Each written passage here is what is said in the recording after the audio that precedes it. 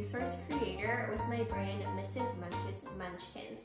I also have 8 years of teaching experience in 2nd grade, and today I'm going to share with you how I lesson planned, which is something that I really feel like perfected as the years went on. I want to share all the good stuff with you because I might lesson plan in a little bit of an unconventional way, especially compared to what I was taught in the college classroom. So let's dive in. So let's start by going back to those college lesson plans, which for me were typed out on quite lengthy and detailed templates. Now, the bones of the lesson is something that you need to flesh out, like what is the topic, what are the standards that we are teaching here, what are the resources we're using. But for me, there was a lot of non-essential information in those templates that really clouded my ability to use them. I wanted the ability to just be able to teach freely without having to refer back to notes and just be able to walk into a lesson confidently. So for me, those lesson plan templates were often discarded when it was time to teach because I just didn't find them very useful. However, what I do find useful is having a guide to help me as I'm going throughout lessons so that I'm not trying to remember everything. And that is where classroom slides save the day. Back when I was probably in 7th or 8th grade, I think it was 8th grade, yes, it was 8th grade, because I remember the class I had to create a long presentation for over rocks and minerals. I hated this class, but the one good thing that came out of it was that I made my first slideshow, and I found out I really enjoyed, one, making the slideshow, but also presenting a presentation with the slideshow because I didn't have to refer back to anything. Everything I needed was in the slides and I was just clicking through, and then it would prompt me with a point I could expound on, and it was just easy. It made giving a presentation seamless because I had already done the work of making the slideshow, and that visual support was not only supporting me as the presenter, but it was also supporting anyone listening to the presentation. So that was my first slideshow, and it came back to be something that I use in my classroom every single day. So let me explain how we got there. During my student teaching year, I was surprisingly not confident that I would even be a teacher. I felt a bit like a fraud because I just didn't see it being something that I would love because I didn't feel confident in it. Like I felt like I was just faking it till I made it. But luckily, praise the Lord, I had an amazing mentor teacher. She not only set the example of how to have strong classroom management, but she also had such great relationships with her students that I just really wanted to model my teaching after her. And she prepared her lessons with slides.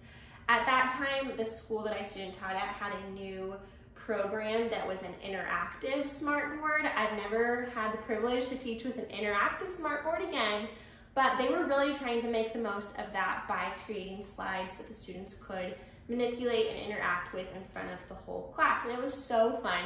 And that program was called Mimeo. I know there are other programs that do similar things, but that was the one that they had. So her and her teaching team partner would take turns making slides for the week.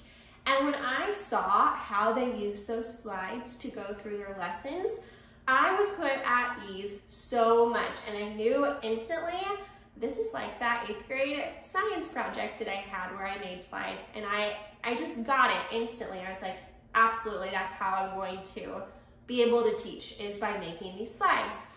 So in my student teaching program, we student taught for a full year. So once it was my turn to really start taking over the class for months at a time, I followed suit by continuing to make slides just like my mentor had. So I put a lot of extra time in on the weekends, probably more than I would ever consider doing now or would encourage anyone to do now, but I was really figuring it out. So now I feel like I figured it out for you and you won't have to do quite as much work as me. But I would spend so much time going through each beat of our day and making slides to pair with it. And even though it was very time consuming, I felt it was 1000% worth it because when I was in front of the class, I felt like I could actually enjoy them and just teach without having to worry about what I was doing next because the slides were there to guide me. Fast forward a bit through my first few years of teaching, I was still making slides and doing it all on my own. I would make them for every part of the day and for every day. So I would have these huge slideshows for each week that contained hundreds and hundreds of slides for absolutely everything. Luckily, I did stay in the same grade, so I was able to reuse a lot of the slides, but then my first school kept changing our curriculum, so I would have to constantly be making adjusted slides based on the new content that we had to teach with. So then around my third year or fourth year, I forget, I had a team that wanted to use slides with me, and so that was a turning point for me because it allowed me to share the slides and for other teachers to find them useful. And then I even had a team where we all put our slides together. So we all took a subject to make the slides for, and then we were kind of in charge of that subject and sharing the slides with one another so that it was less work for everyone, but we all still had slides to use. So this has been something that has been a must-have for all my years of teaching, and it's only gotten better as time has gone on. Once I transferred to a different school during my 6th year of teaching, I had to start all over from scratch again because I had all new curriculum at an all new school. And that was a game changer for me because I knew that I still wanted to use slides, but I didn't want it to take as much time as I had poured in during my first years of teaching. So I started getting faster at making slides and refining my process, which I'll show you more in a bit. After I made those slides my 6th year, we didn't change curriculum, so I was able to keep using them and refining them and making things better my 7th year and into my 8th year, which was this past year. And it was so great being able to use the same slides, make little adjustments to make them better, add in new things that we had heard about to make them better. But really, everything was built, and it was so much less time on me and my team to create and teach because we already have that foundation that we did with the slides. So now I want to get into what this actually looks like in my classroom. Here is my slides folder. I've got all these different folders within the folder now because I've learned a lot over the years about keeping things organized to make it easy on myself. Let's pop into an example week. The first few weeks of school are a lot of routines and procedures, so let's just pick week 4 and see what that looks like. So here's a pretty typical looking week. Each day I put a starter slide that says what day we're on, but the whole week is inside of a template, and then I'll show you how it's broken down. So when the students come in, and this slide would be on the board, so this was September 19th, they always have a daily check-in to do. They look in their folder and see if they have any unfinished work they need to catch up on, and then if they are done with their catch-up work, they can do a STEM bin morning choice. Then we would play the clean up timer. I had to use silent timers for this current group because they just worked a little bit better with the silent timer than with a musical timer, but each group is different, so you can figure out what works best for you. But as soon as the timer came on the board, I didn't even have to say anything. They would just start cleaning up and alerting one another that the timer was on the board and they needed to be back at their seats by the time it was at 0. Then we did our normal morning routine. Our school has video announcements we would watch. We would sing our classroom song. We would review, since this was still the beginning of the year, what our different signals were from when we were on the carpet. We would do calendar, a greeting, and then here is the first slide that you'll see is linked to another unit. So this is a morning meeting lesson, and I have put all of the different lessons that we do that require additional slides in their own slideshow. So I would click on morning meeting, and it would pull up the classroom community unit, because that's what we were doing for morning meeting at the time. And this took about 3 weeks. So this slide set that I made for classroom community was a 3-week unit for morning meeting. So I would continue linking that into the morning meeting slide until we were ready to move on. So let's say we were on day 2, I would just scroll to whatever day we were on and make it full screen for my class. It would have a book that we were going to read. I also had the YouTube version here for my teammates because they may not have had the actual book and they were using these slides with me. And then there would be something to discuss.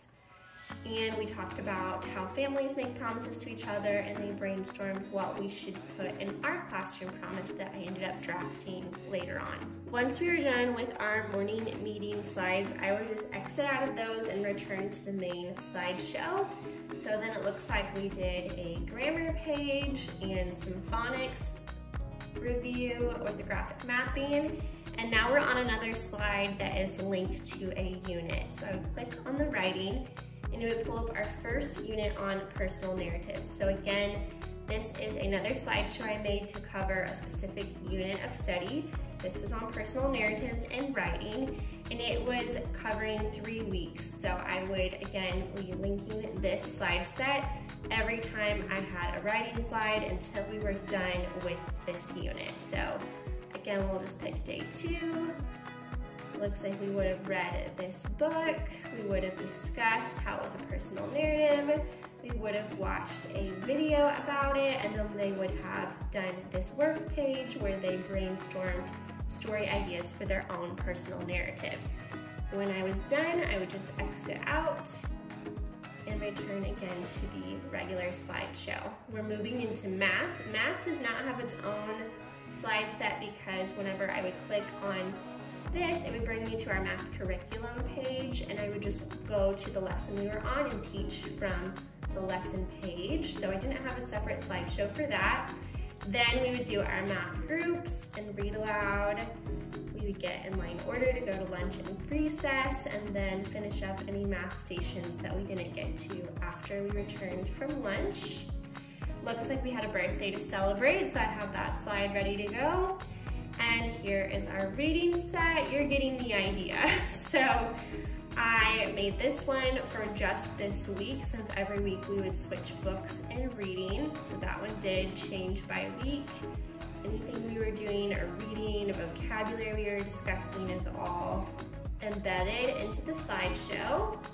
And then we alternated between science and social studies. So the first weeks of school we did a community and mapping unit, so that is what this slideshow is about. And then other weeks we would do a science topic, so we just had to go alternate between the two for time's sake. Then we have our end of the day procedures and our class meeting slide, and then they are off to specials and it's the end of their day. So what I just showed you was a completed weekly slide set, but how I start that each week is by opening up a weekly template that just has the outline of our day in it, but nothing's linked into it yet. And then I go to my scope and sequence, which I'm going to show you next, to pull in the links to all of the specific slide sets, like the morning meeting set, the writing set, the reading and the social studies set. All of those I pull in from my scope and sequence, and I link those to that specific week. So I'm just making a copy every week of our big template, and then I link in anything that's specific for the current week, and then when I go to the next week, I make a new copy of the template again, link in what we're doing so that I don't have to go back to those weekly templates and find what slides I need for each week. They're already living in the scope and sequence. I just make a new weekly template for every week. That way it's clean and fresh and keeps everything really organized. Here's the scope and sequence I use to make my life so much easier and organized. Everything that we use for every week is linked in here. So we were just on the 4th week of school. I think it was this week. So as you can see from morning meeting, it says we were doing this classroom community unit, and it's linked here. So whenever I'm making my weekly set, I just copy that link from right there.